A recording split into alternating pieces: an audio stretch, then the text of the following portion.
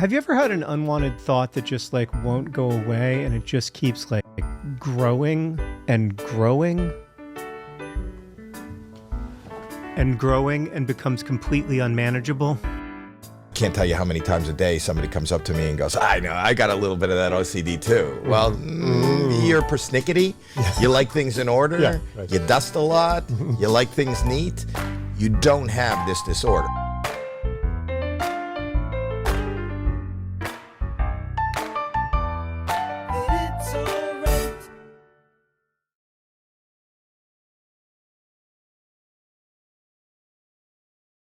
Here's what we know. OCD is a very serious mental health condition. It affects 1 in 40 people or adults in the United States. It's a serious diagnosis. So OCD is really good at making our intrusive thoughts feel very, very real so that we have to act on them using compulsive behaviors, which can vary from internally mental compulsive behaviors to physical visual ones. It's my biggest hurdle in life, you know, and it is this close to being incredibly debilitating. This is not a test. I know. This is not a test. This is not a test. Not me studying my notes. No, don't study. Have you ever considered that you may have OCD? What are some misconceptions that you've seen or heard about OCD?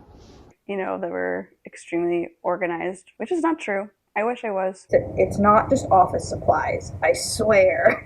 It's always the organization. I feel like the biggest one is just that it's like keeping things clean. Major ones would be that it's like only centered on like neatness. That's not something that is accompanied with OCD. And then also like, I guess for my own mother, like that you can snap out of it.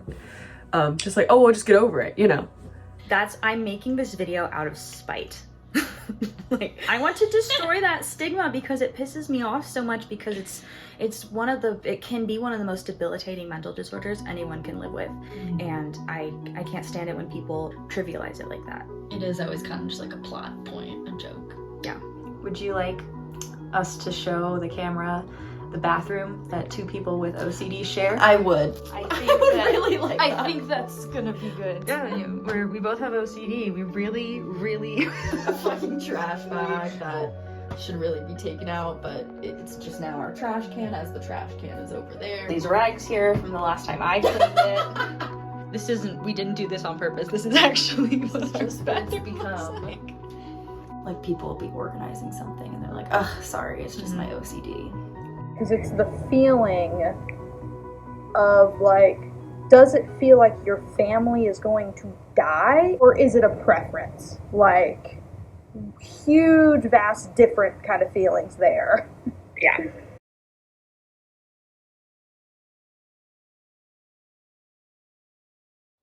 I can feel the like anxiety as I read my notes. This is Quincy. This is Sam's dog. Yes, Quinn, give them fear, give them anxiety. That's what he is. Place.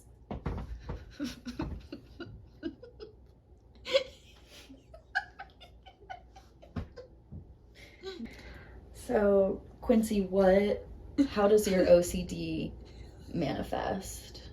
Well, it kind of starts right when I wake up. Oh, did you guys hear that? Did you guys hear that? I heard that. Did you hear that?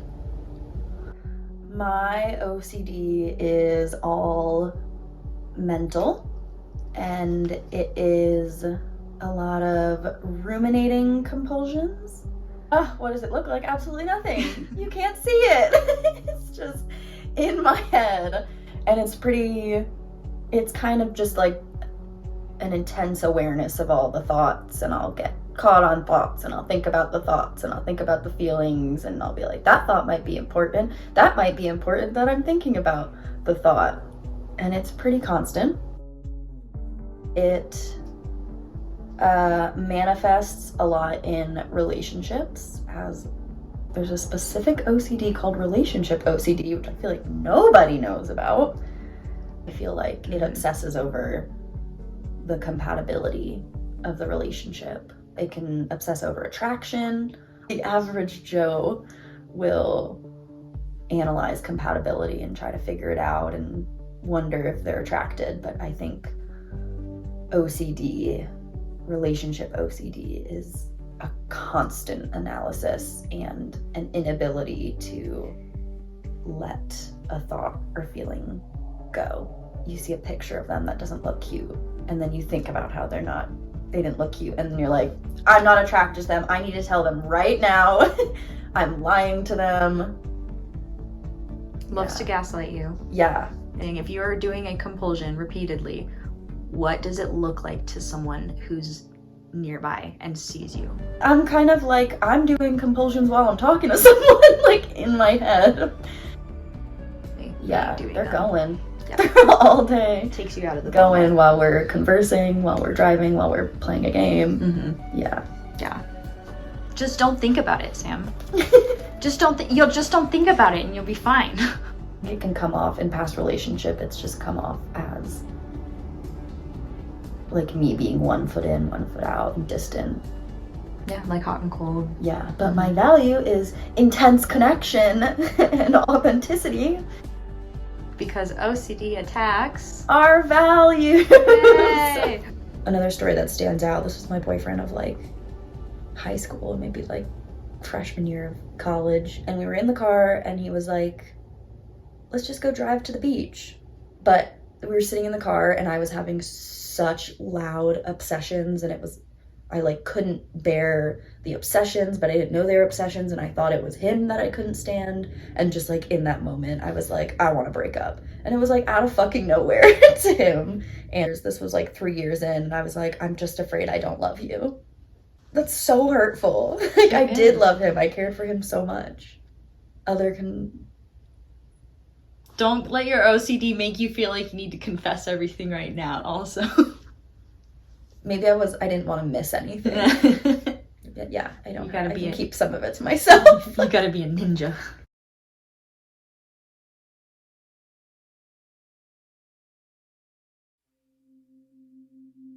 Describe your diagnosis experience. When I was 8, basically, my mom brought me into a child psychiatrist. Yeah, so I mean, everyone was just doing the best they could, but I was misdiagnosed with bipolar disorder, and I was treated as if I had bipolar disorder. We're not going to get into all that, because there's a lot there. When I was an adult and I switched to an adult psychiatrist, he was like, in his head, okay, so she's been misdiagnosed and she has OCD. And he was right, and I didn't get treatment for my OCD until I was 22. Well, so I was at Cal State Fullerton for a year, and I think it was like the end of the semester and finals were happening. I started noticing the need to kind of repetitively write like the homework list, and like I got stuck doing that for like 3 hours, and then like, oh shit, it's 1 a.m. and I haven't even started my homework. I brought up to my psychiatrist, not like, I was like, maybe it's OCD, but also like, maybe I'm just projecting. And then she's like, oh, that's not good. So, you know, in The Big Bang Theory, how Sheldon's always like, I'm not something, my mother had me tested. My mom had me tested. I was in counseling since 4th grade, and my counselor Randy was like, why don't we have you go do a bunch of tests? I think you might have, or like, she told my parents that she thought it might be OCD. The results said I had OCD tendencies. However, as time went on, it got worse. This was really interesting because I was like going back through the timeline of when a therapist first mentioned OCD to me, and she mentioned relationship OCD specifically, and then I like Googled it and read what it was, and I was like, oh my god, this is it, I'm healed. This all makes so much sense. It just felt good to have an answer.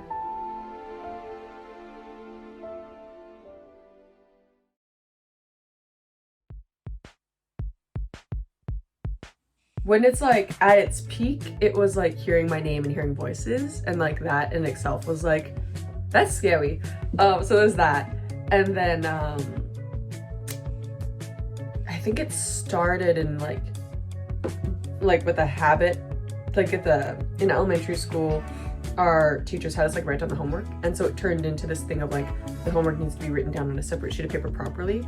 And then it kind of just like further developed in high school of like I had to do like an Excel printout of it, or like I had to like write it a certain amount, like not a certain amount, well yes, a little bit, write it until it was like in my mind perfect, but what is perfect, right? Like I got stuck doing that for like 3 hours, and then like, oh shit, it's 1 a.m. and I haven't even started my homework.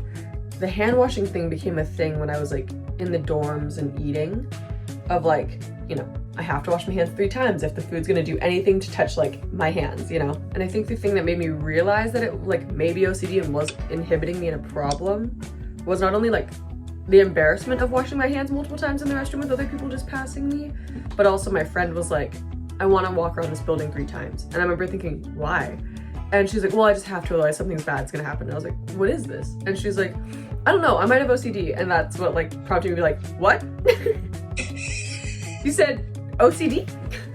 Guess that's mostly it. The only other one I could think of when it was like really bad, like I had to have my back like on something, like a surface, or like in a way protecting it, it was this whole thing of like, someone's gonna shoot me. So it was kind of like, I need my hand or something behind my back to like protect me, even though like if I do get shot, it's gonna do shit. So I think that's the only one that I haven't really touched on, I guess. I was with an ex, and I remember we were walking in like a neighborhood, and there was like a dark forest behind us, and I was just like, and it was like the peak of it being bad because there was a lot of bad things happening in that time. Being like, I know it sounds insane, but this is what I'm feeling and this is what I need right now. And just like them teasing me and being like, well, you're just insane. Like, just get over it. And I'm like, why? It's not like that. Like, either I'm gonna face the forest and walk backward, or like, can you put your hand behind my, or I'm gonna put my hand behind my back, you know? And they were just like, well, just get over it. And just like telling me I'm dramatic and all this stuff. And then later we got in a fight about it. I'm like, that's not how that works though. It's not like, I can't just like get myself to not, you know? So I think moments like that, where it's just like comparing it to something that's not in our mind comparable, even though to someone else it may be, and like just telling them to essentially like, you're being dramatic or get over it, I think were the big things. Yeah, it's so hard for some people to understand, like, no, that's not how it works. That's not how this works. But it's like, how do I even explain that? Yeah. I know. It's ugh.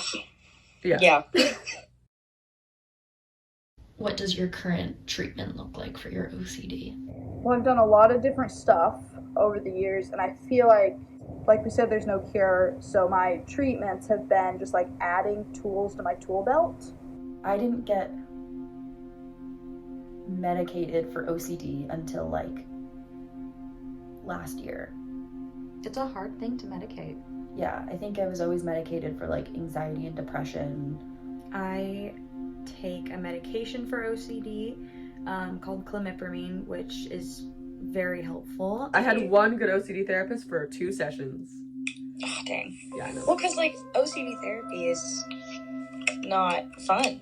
No, it's freaking hard. I learned recently that talk therapy, like normal talk therapy, is actually really bad for That makes sense. OCD. I didn't know that, but that does make a lot of sense. In high school, I did, what's it called? ERP. ERP, exposure Response prevention. response prevention. I started going back to ERP, which is OCD therapy again, and I kept joking with everyone. I was like, I gotta go back to ERP because it's gonna help me and it's gonna make me feel great and it's gonna really reduce the debilitating level of my OCD. But nobody wants to fucking go to ERP because it's literally just do all of the things that are making you miserable so that they won't have that effect on you anymore. When you're in an OCD spiral, you can't self-soothe because that's fueling the OCD. You have to actively do what is making you miserable or not engage with something that you are just desperate to fix or figure out. If you don't know it's OCD, then you think you're helping, but you're just making it worse. Basically, I'd be there with her and she's like, okay, right? a sentence on this paper, and I wrote it, and I'm like, oh, I need to go back and fix that. But I couldn't. I had to set the pencil down and literally just sit there and feel the feelings and feel the rise of emotion and all of the big feelings that come with OCD. Like, I was so dissociated that some days I would open my eyes and I'd feel like I was gonna faint, like I just couldn't go anywhere or do anything. And so I had to go places that triggered the dissociation. Did all this help? It changed my life. It changed my life, yeah.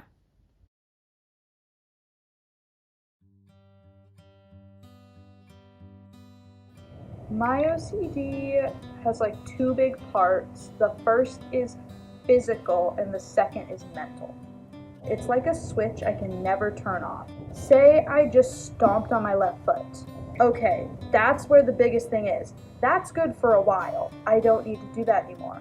Oh, well, the right side, I gotta do 2 medium stomps to even out the left hard stomp. It's balancing, evening out, and I have to do little physical tenses in my body. I also picture, you know, at a circus, when they have all the sticks with the spinning plates on it? Okay, this one's slowing down. You gotta spin, you gotta spin. Oh my gosh, this one's going, you gotta spin, spin, spin, gotta go, spin. Oh my gosh, this one is spin. You gotta redo this one, and all of that physically throughout my body with everything I do.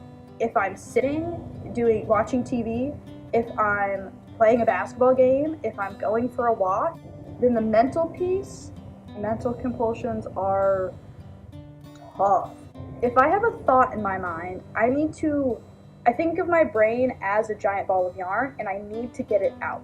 So I'm pulling and pulling this thought out, and I go until it's all the way out. I've said it every different way. I've said it, like, rephrase it, got it all out, and it's here. It is like I cannot move on to the next thing until that first one is done. And as much as I want to do the next thing, I can't. It takes so much out of you to pull that full yarn, and it's like, that's why writing is so hard for me. I was remembering in high school when I was taking multiple choice tests, even though I know the answer is B, Mongolia, I can't go to the next question until it feels right to pick Mongolia.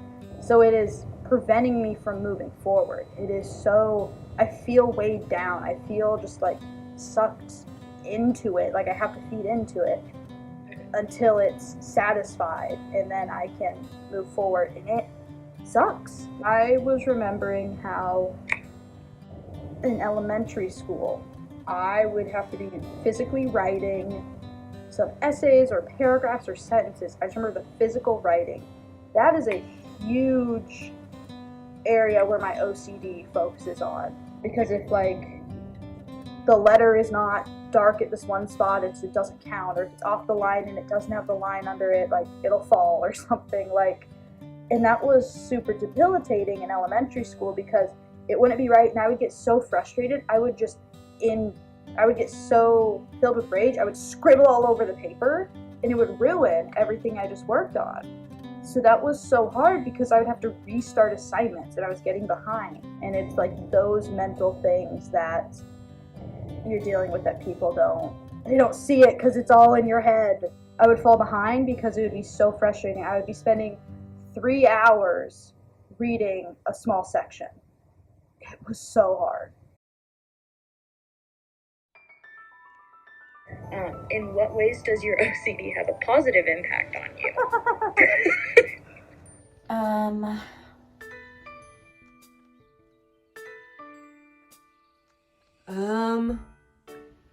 My psychiatrist once asked me, I was talking about, how hard it is to live with OCD, and he was like, but would you trade it? Like, if you could take away your OCD, because then all the things that your OCD gives you would go away too. I was like, yes, I would trade it in an instant. And he was like, no, really think about it. I was like, no, I've thought about it. I would trade it in an instant. But I do understand that having OCD, and specifically my type of OCD, does unlock this level of empathy in me that's like next level. It does help me be able to, see others in a way that some people don't.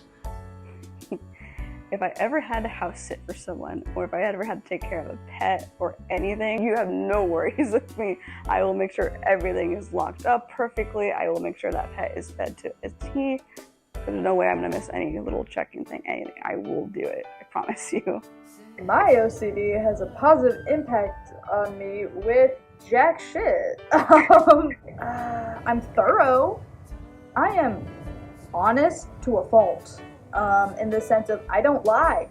When I was a kid, I would physically throw up if I lied. Like Knives Out? Like Knives Out. When I saw that, I was like, that's me! That's me! Oh my god! And morals are very strict. Also, I can handle anything. If you have OCD, a normal, like, daily struggle for others is probably nothing compared to what you have to do in your head every day of your life. And so it makes you really resilient. I guess a positive and a negative is like, it's like I'm seen as insane, but at the same time, the accolades that come with that, I'm like, oh, that looks so cool. But I guess like indirectly, like in so many parts of my life, it's like with stage management or like with my room or like scenic design, like those compliments you do get that people don't realize correlate back to it, I guess, are the positives of it. One of your questions is like, what have you learned? Yeah, what's From one thing OCD? you've learned about OCD? I've learned my values. Everything that OCD attacks is a value. And it pushes me to have to understand myself more so I can understand what is OCD and what is really me. That's the hardest part. That's a really good answer.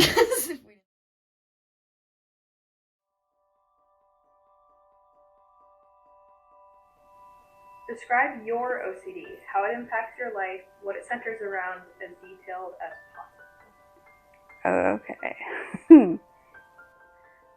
It involves a lot of, like, I would say a lot of checking things, a lot of just, like, wanting to see if things are positioned a certain way or, like, placed a certain way. Like, for example, if I'm, like, watching a show with my mom, and I know it's supposed to be a good part, I need to make sure everything in the room is placed a certain way. Like, I wish I wasn't that way. And it only happens in those instances where it's like, okay, I gotta go straight in this chair. I gotta line up all the remotes a certain way. I have to make sure a good dog bed is a certain position. It's usually triggered through, like, if it's a good part in a show or something like that. Or little things could be like, if I go to the restroom and I go to the bathroom, I have to make sure, like, if the door, like the lock on the doorknob is like positioned a certain way before I leave, or if like, what's it called? Like the toilet paper is positioned a certain way. It's very annoying, but more often than not, at least for me, it sometimes can't be helped. I try to ignore certain things that trigger them, like the different OCD things they have, but it's like hard to ignore.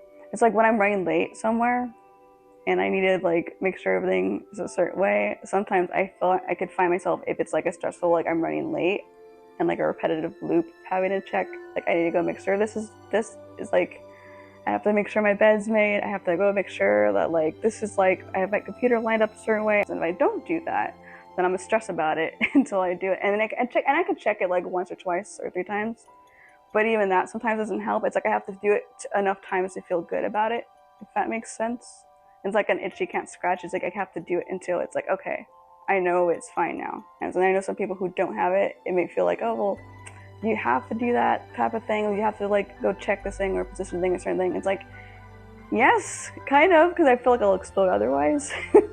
But, you know, I feel like if people were understanding, that'd be great. Because it's not always like something you can like turn off. It can't be turned off. It's just like a thing that, you know, I have to kind of deal with in a way.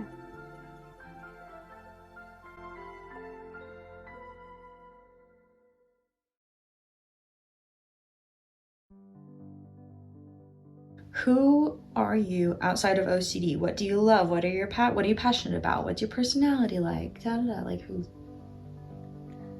I'm a fun-loving, spunky, carefree. I think outside of OCD, I am a very just like carefree. I like to take my doggy into nature.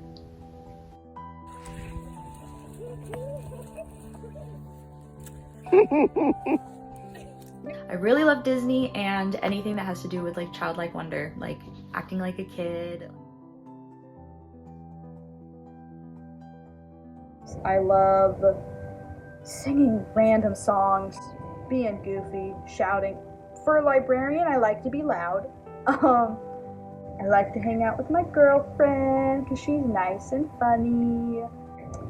We've been together almost 3.5 years. We just moved in together. I'm a film editor. I like to play piano a lot. I'm a relatively creative person. I like to do any kind of creative outlet, whatever that may be, whatever ideas pop in my head, kind of thing. I like to hike. I like to go outside. Yeah, a little adventurous. I try to be more adventurous as I've gotten older, things like that.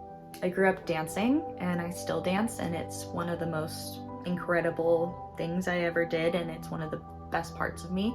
When I was younger, like in high school, I would be really anxious, but you put me on a stage and you do not see an anxious girl. You see someone who's just completely, you know, performing and unleashing her acting skills or her dancing skills and showing off a little bit, and that was a great thing for me to have as a kid.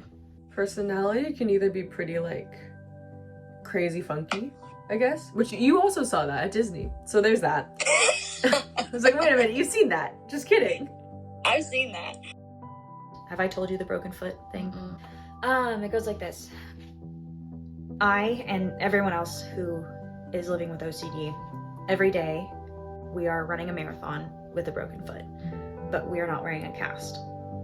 No one can see the broken foot. And so when we, you know, wake up and go to the marathon, which is your day, like existing, people don't realize that that alone is a huge win. And when we win the marathon, like, you know, we know that that took a lot more than what other people are seeing.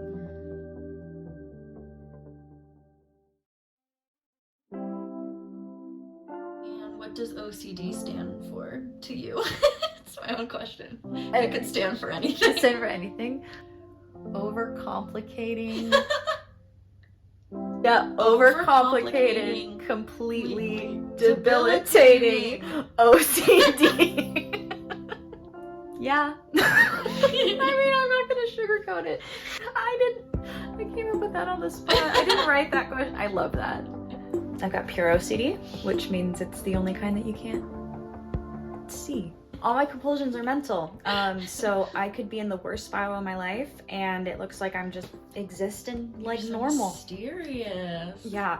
When I was a kid, it was like anything that I could worry about, even if it was completely, it didn't make sense at all, my OCD would cling onto it and it would be on a loop.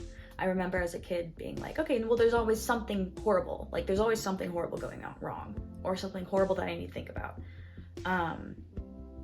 And I didn't realize that that was OCD. Like if we were going on a vacation somewhere, I would obsessively Google every kind of natural disaster that could ever happen in that area, and spend the entire trip just consistently replaying over in my brain, like, oh, this is what would happen if this happens. Like, this is what you need to check to see if there's a tsunami coming. Da, da, da. And like preparing for if it did happen. Yeah. I was 110% convinced that I was pregnant. That's kind of what confirmed my diagnosis to my psychiatrist. If my OCD gets stuck on something, that is 45 seconds of every minute for the next God knows how long.